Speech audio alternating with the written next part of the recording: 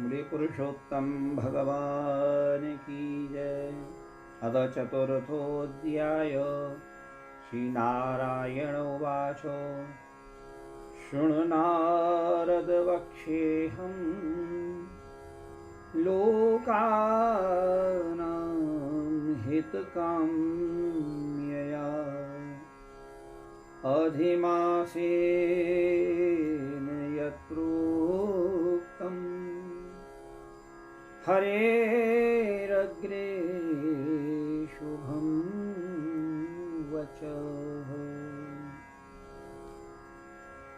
श्री नारायण बोले, हे नारद, भगवान पुरुषोत्तम के आगे जो शुभ वचन अधिमास में कहे वह लोगों के कल्याण की इच्छा से हम कहते हैं, आप सुनो।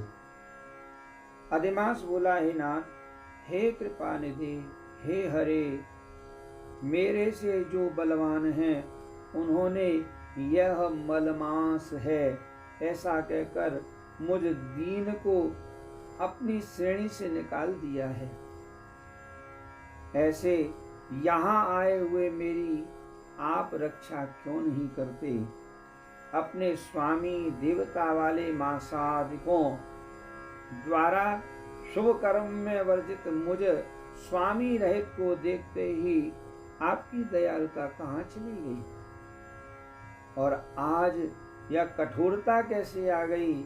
हे भगवान, कंस रूप अग्नि से जलती हुई वसुदेव की स्त्री देवकी की रक्षा जैसे आपने की, वैसे ही हे दीनवत्सल, कहिए मुझ शरण में आए कि आज कैसे रक्षा नहीं करते? पहले द्रुपद राजा की कन्या द्रौपदी की दुशासन के दुख से जैसे आपने रक्षा की, वैसे ही हे दीन दयालु, कहिए मुझ शरण में आए कि आज कैसे रक्षा नहीं करते?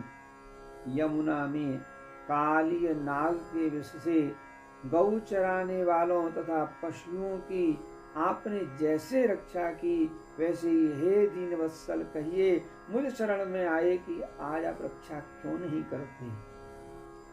पशु और पशुओं को पालने वाले एवं पशुपालकों की स्त्रियों की जैसे पहले वन में लगी हुई अग्नि से आपने रक्षा की, वैसे ही हे दीनवत्सल, कहिए मुझ शरण में आए हुए कि आज आप रक्षा क्यों नहीं करते? मगध देश के राजा जरासंध के बंधन से राजाओं की जैसे रक्षा की, वैसे ही हे दीन दयालु, कहिए मुझ शरण आए कि आज कैसी रक्षा नहीं करते? आपने ग्राह के मुख से गजराज की तुरंत आकर जैसे रक्षा की, वैसे ही हे दीनवत्सल, कहिए मुझ शरण में आए कि आज कैसे रक्षा नहीं करते? श्री नारायण बोले, इस प्रकार भगवान को कहकर स्वामी रहित मलमास अश्रु बहाता मुख लिए जगतपति के सामने चुपचाप खड़ा रहा। उसको रोते देखते ही भगवान शीघ्र ही दयार्द्र हो गए और पास में खड़े दीनमुख मलमास से बोले, श्री हरि बोले, हे वत्स, क्यों इस समय अत्यंत दुख में डूबे हुए हो? ऐसा कौन सा बड़ा भारी दुख तुम्हारे मन में है? दुख में डूबते हुए तुमको हम बचाएंगे, तुम शोक मत करो।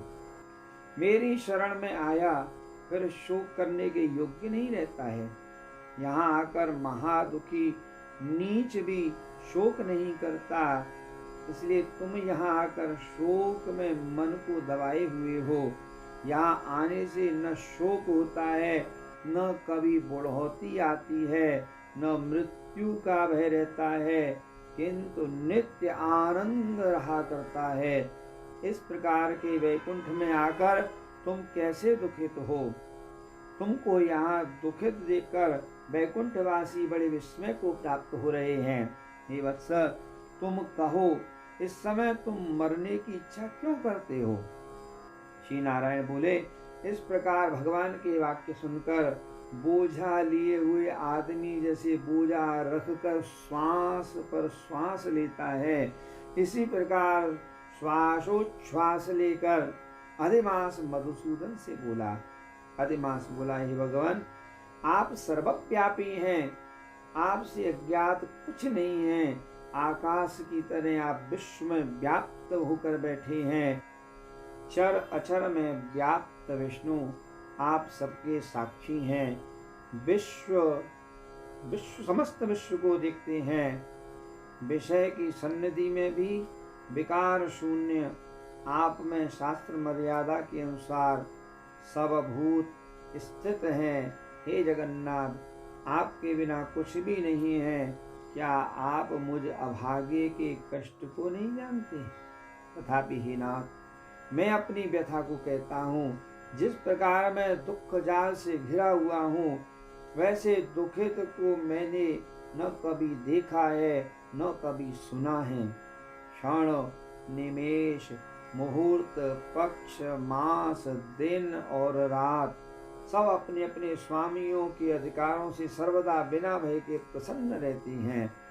मेरा न कुछ नाम है, न मेरा कोई अधिपति है, न कोई मुझको आश्रय है।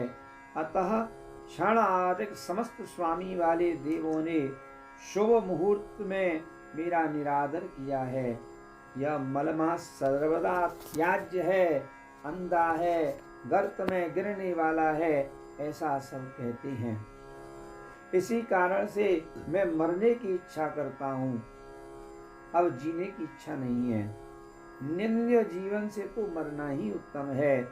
जो सदा जला करता है वह किस तरह से सो सकता है?